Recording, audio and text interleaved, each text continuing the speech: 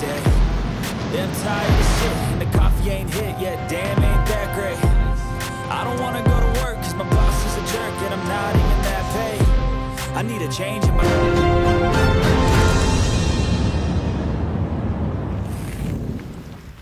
7 days after setting out from Neisner, the intrepid group of Nedbank Gravel Burn originals rise at Guanishi Camp to prepare for the final stage. A roller coaster of emotions swirls around the lush farm field. It's been a week packed with adventure, contrast and camaraderie. So much to take in. Friendships forged around the breakfast table. So much to remember. A solitary moment to savor the privilege of riding gravel bikes through a vibrant, beautiful land. The helpful burn crew and camp hosts have kept the fires burning with determination and good humor. One of life's great inventions, the bicycle, has enabled 500 like-minded men and women from all corners of the globe to tackle a unique journey that will live with them for many years. Through the rain, the sun, the wind and the pain, they've risen again, lit the flame one more time to take it all the way to Shamwari. Before focusing on Stage 7, a quick reflection on a dramatic Day 6. The riders awoke at Merino Camp before dawn to ferociously strong winds and rain, conditions that were deemed dangerous and necessitated a brief initial evacuation to a safe zone in the burn camp. This is beautiful! The Queen stage of 144 kilometers did start, but under neutralization till the first Putstal at 50 kilometers. After the Taka Buerta climb at 35 kilometers, the fickle conditions and gusting winds picked up again. Unfortunately, Swiss XCO star André Frischnecht, who had finished second on Stage 1, crashed in the extreme crosswinds and had to be taken to hospital with concussion and a shoulder injury. In the wake of that incident and the continued high winds, a number of the top professionals put in a request to the race commissaire at the first Putstal, and it was decided to neutralize the entire stage. When racing in the remote South African wilderness, conditions can and often are unpredictable, and this type of adventurous event is at the mercy of the weather. Riders woke up to gale force winds, and in fact we had to evacuate the riders to an area of safety. Eventually when the rain came, the wind died down and we were able to start an hour delayed, and we chose to neutralize the first stage of the race up until the first water point. At that point, the winds were still blowing, and it was a discussion between the race officials, the commissaire, and in fact the leading riders that agreed it would not be safe to actually race with a tailwind into probably the most treacherous and tricky rocky descents in the entire course. So the stage was neutralized and riders effectively rode within themselves and didn't race on the descents into the Guanishi burn camp. We feel vindicated that we in fact did make the right decision, and we can look forward to a final day of racing tomorrow.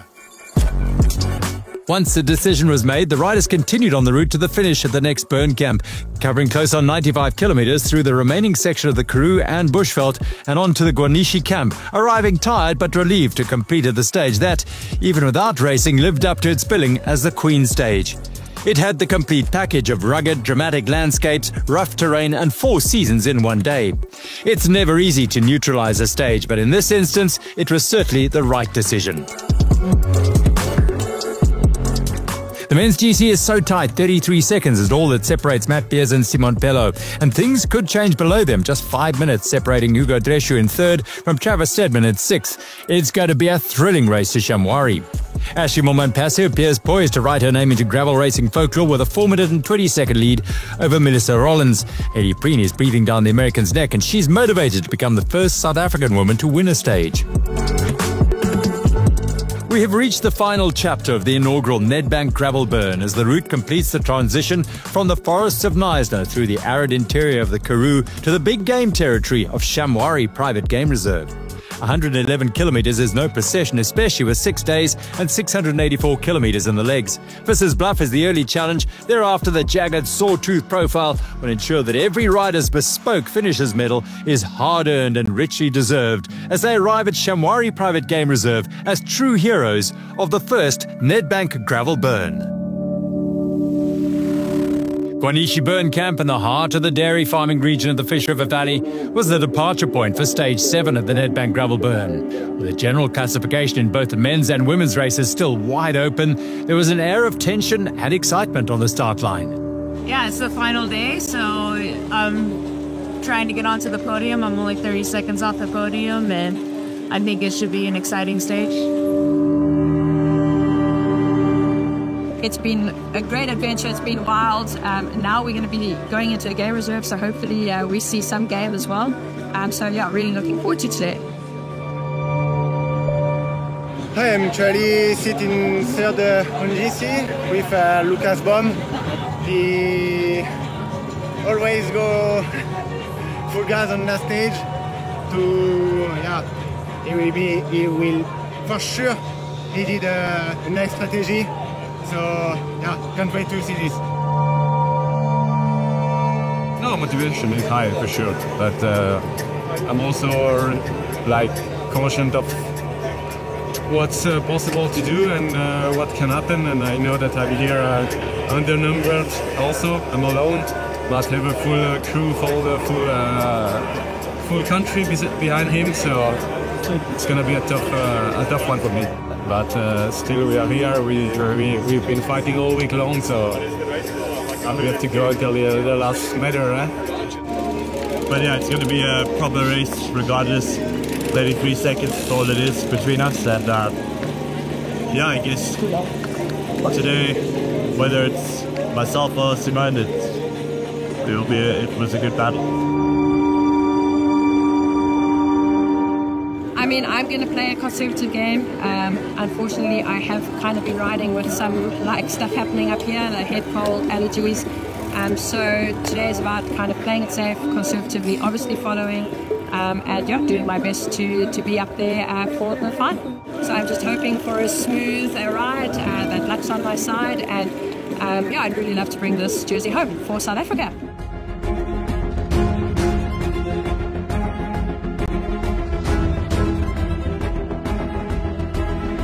There was the very real prospect of both the men's and women's fire starter trophies being won by homegrown talent.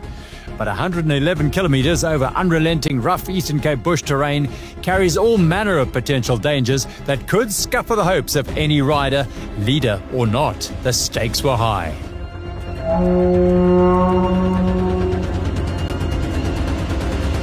For the last time in the inaugural Nedbank Gravel Burn, the haunting sound of the kuru horn sends them away on another great adventure into the South African wilderness.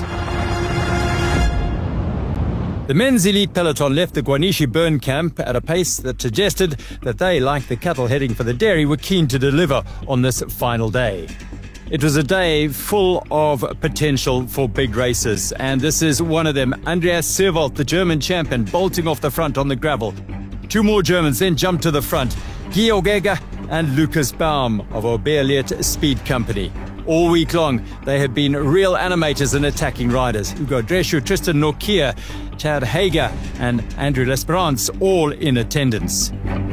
There was so much at stake on this final day. The glory of winning the final stage and of course the general classification, where just 33 seconds separated the overall leader, Matt Beers, in the Assos Ember leader's jersey, and Simon Pellaud in the red helmet there from Switzerland was chasing glory in this first Nedbank Gravel Burn. The early kilometres characterised by attacks from a number of riders. Lucas Baum, Alistair Brownlee, the double Olympic triathlon champion. And of course, EF Education's Lachlan Morton. An Unbound winner in 2024, his legendary status rubber-stamped by a circumnavigation of Australia. They cut into Swartwaterskloof after the first Padstal, and the pace was electric. Tom Pidcock in there as well. Everyone was up for this day's racing. 3 water crossings caused 1 or 2 riders to lose position. One of them was Simon Pellaud. He daren't get too far away from the Ember leader's jersey of Matt Beers. He needed to be right on his wheel, and for a while he wasn't, but made his way to the front of the group at high speed. The intensity of the racing was unbelievable. Lucas Postelberger always an animator this week, was once again at the forefront. Despite the electric pace, the group pretty much all together. Postelberger with Ugo Dreschu never far from the front. The first of a number of casualties is a frustrating day for Andreas Seerwald. A drop chain. He, along with Georg Eger, Alistair Brownlee, and then Tom Pidcock all suffered punctures. Their hopes of winning the stage gone. Frustration for Seerwald. After a very strong week, he finished second to Pidcock on stage number 5. Namibia's champion Alex Miller, looking for a place to shine, well, he attacked out of the river and put the pedal down. And going with him was Johan van Zyl from the Toyota Specialized team and Lucas Postelberger. Meanwhile, the general classification group content to bide their time. Van Zyl digging deep to bridge across to Postelberger.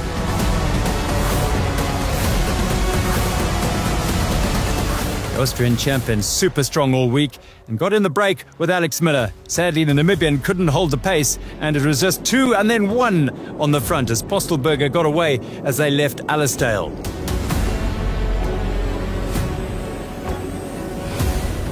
Often on the front this week, the Austrian champion and former Giro d'Italia stage winner wanted to seal the week with a stage win at Shamwari.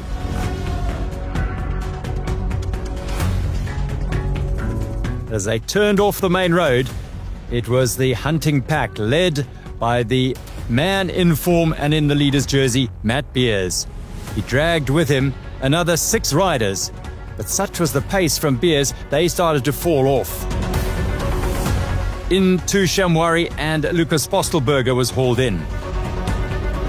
Tristan Nokia was also in. He was looking to improve his general classification position and move into the top 4. Driving the pace, Travis Steadman, a wonderfully in-form racer at the moment here in South Africa. And eventually, the pace saw to it that just 4 could survive. Postelberger on the front. His years of racing on the World Tour coming good here on the gravel roads of Shamwari. Tristan Nokia at the back of Imbuko Kemchamp was a fatigued man. He'd had an earlier puncture and had to work hard to get back, but he couldn't get to the front to work. He was eventually encouraged by Matt Beers to do some work on the front, but it was hard yards for the young man from George. Beers, though, was the alpha rider here and dictating the pace. Postelberger hanging on and hoping that he could benefit from the work done by Beers.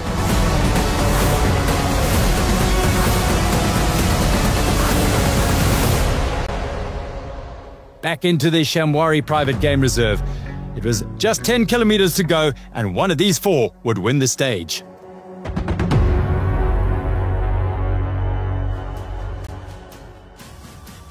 You're watching stage 7 of the Nedbank Gravel Burn. Kilometers whipping by and drama in the top 4, the Nedbank Gravel Burn's final stage, as Lucas Postelberger, the Austrian, drops down with a drop chain, leaving 3 and then 2 as Tristan Nokia blows within sight of the finish line.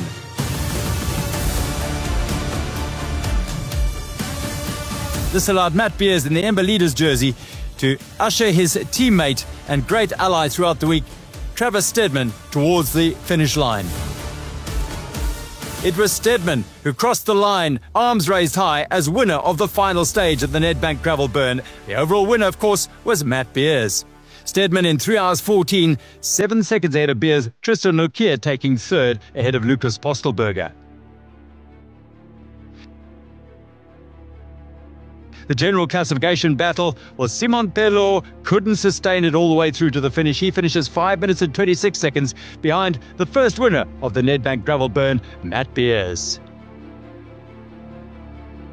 Delight for the big man from Neisner as he finishes off a job. He started well by winning stage 1 in ABONNEZ-VOUS, the champion in 2025.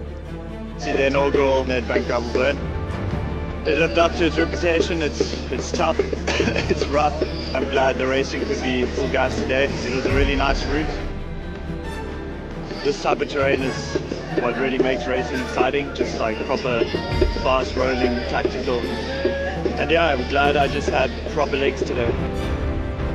Yeah, hopefully it grows to be a huge event in the future, and then when I'm old and that, I can say that I won the first one.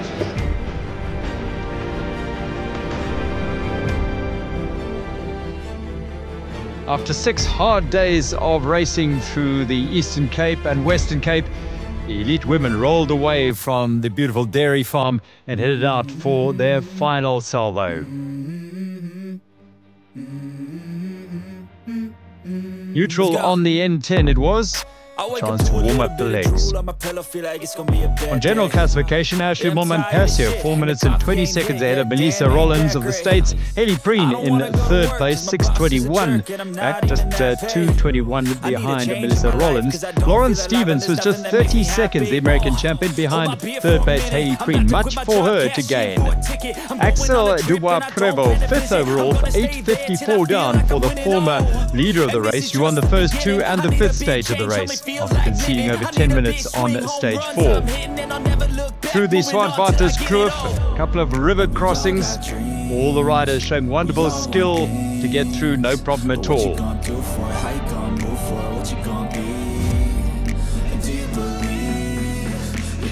But then trouble for Melissa Rollins. 2nd place overall, and stopping with her, Axelle Dubau-Prevot. At this stage, Dubau-Prevot was content to wait for Rollins, thinking that she would not have any say in the overall, being over 8 minutes and 54 seconds behind the overall leader, Axelle Dubau-Prevot. Back in the main group, Axelle Dubau-Prevot was clearly feeling strong.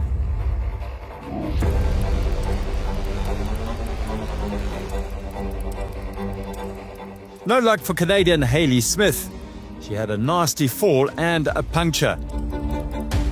She had a fall on stage 4 as well. She's fought hard throughout the week. She's 11:55 down on general classification and losing more time. Bravely fighting on, she's on the bike, trying to get back to the lead group, which was pressing on at a cracking rate under the directorship of Haley Preen. Meanwhile, further back, Axelle Dubau-Prevot had suffered a puncture at Allisdale and had lost huge amounts of time.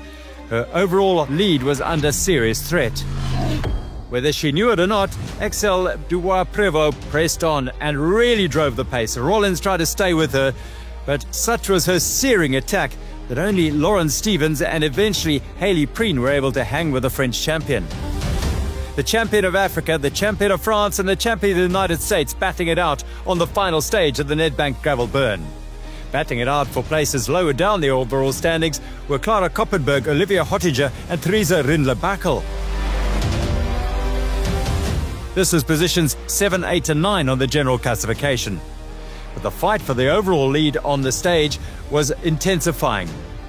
The French champion, showing the form she's had all week, started to ride away from Stevens and Preen.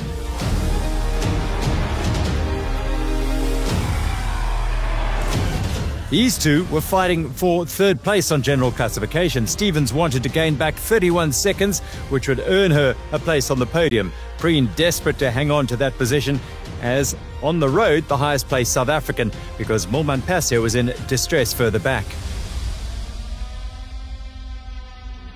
The long straight road out of Allisdale saw Axelle Dubau-Prevot, the mountain bike marathon and gravel champion of France, extend her advantage. She entered the Proctor's Gates into Shamwari Private Game Reserve with a healthy lead. With every pedal stroke, she was increasing that not only on the chasers, Stevens and Preen, but also significantly on Axelle Dubau-Prevot. She was unaware that the Amber Leaders jersey was losing copious amounts of time out on the road. Axelle Dubau-Prevot needed to make up 8 minutes and 55 seconds, a tall order at the start of the day, but with the leader in trouble, it was becoming a reality as she closed in on the finish. Soloing, time trialing all the way to the finish, she was well clear of the fight for third place on general classification. Preen doing all she could to stave off the strong riding Lauren Stevens. The pair engaged in a little chat as they went through Shamwari Private Game Reserve, perhaps debating who should be doing the work on the front. The African champion on the front again, and Stevens continued to talk. Stevens won stage 3 into Blaauw to Camp in a sprint finish up the hill. Preen has yet to win a stage. Certainly a consolation would be third place on general classification. Riding into the stiff breeze through the main gates of Shamwari Private Game Reserve, Just 5 kilometers from the finish, it was all there for Axelle Dubau-Prevot. The stage win was certainly there for the taking. Was it to be the overall as well? Koppenberg had also joined the chase for the fight for second place on the stage. Preen, as well as Stevens and Koppenberg.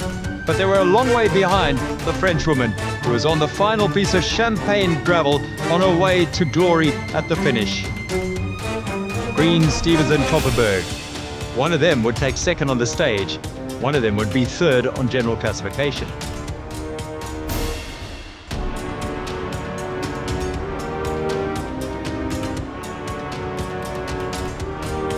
Meanwhile, it was glory for Axelle Dubau-Prevot as she stormed to victory, her 4th stage win of the Nedbank Gravel Burn in glorious fashion in 3 hours, 52 minutes and 40 seconds.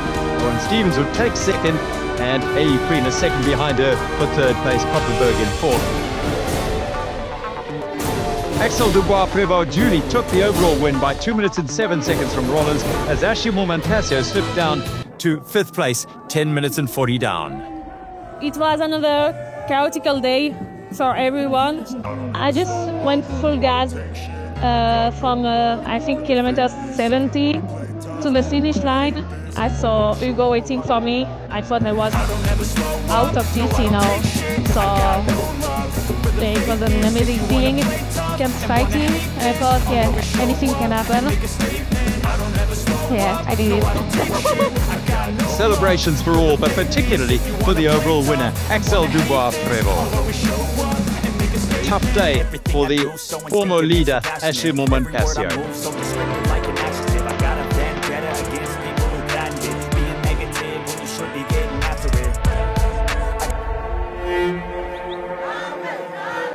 The Chamois Burn camp was buzzing with emotion and rhythmic energy as the riders were welcomed into the finish after a truly amazing week of gravel racing.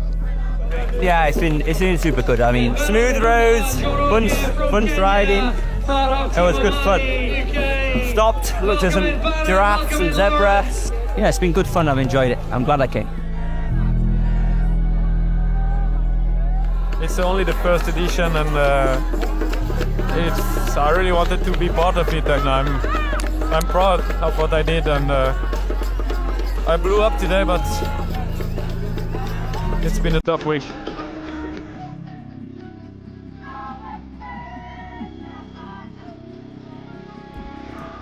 It was so fun to do a stage race on gravel. Like, I beat so many of these ladies haven't done that before, or a stage race in general. And so it was just really neat to have that experience.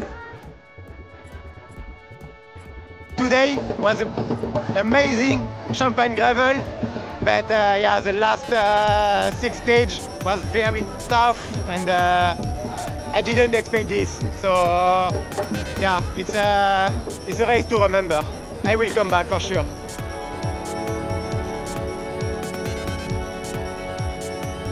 When we left for South Africa, we said we have to go for the experience and for everything around the race. To finish the last 30k there through the gate was amazing. We actually stopped off and saw zebras, giraffes, all kinds of animals. So really cool. Just what a week! It's been brilliant. 6 burn camps, 7 days, 768 kilometers, 10,600 meters of climbing. Rain, hail, sunshine, tail and headwinds. And an artistic, authentic prize presentation. First, Nedbank Gravel Burn really did have it all. Let's go. I wake up to a little bit of drool on my pillow, feel like it's gonna be a bad day. Yeah, I'm tired of shit, and the coffee ain't hit yet, damn ain't that great. I don't wanna go to work, cause my boss is a jerk, and I'm not even that paid. I need a change in my life, cause I don't feel alive, and there's nothing that makes me happy. Hold my beer for a minute, I'm about to quit my job, cash in for a ticket. I'm going on a trip and I don't plan to visit. I'm gonna stay there till I feel like I'm winning, and this is just the beginning. I need a big change, help me feel like living. I need a big swing, home runs I'm hitting, and I'll never look back, moving on till I get it all. And we are Making a slice of gravel racing history, the top 3 women in 3rd, South Africa's Ailey Preen, Melissa Rollins from the USA in 2nd, and the winner, Axelle Dubau-Prevot of France.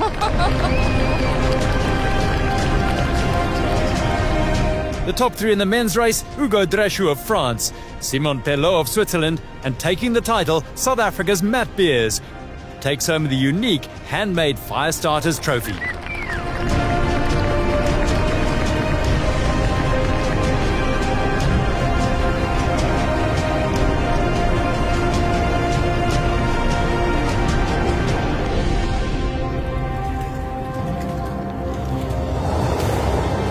The inaugural Nedbank Gravel Burn will hold a place in the hearts and minds of all those who were part of a truly remarkable week. Racers and riders from multiple disciplines and countless countries produced fierce competition, showed great resilience, and dealt with pain and setbacks. Through it all, they celebrated as one, as the original Nedbank Gravel Burn community.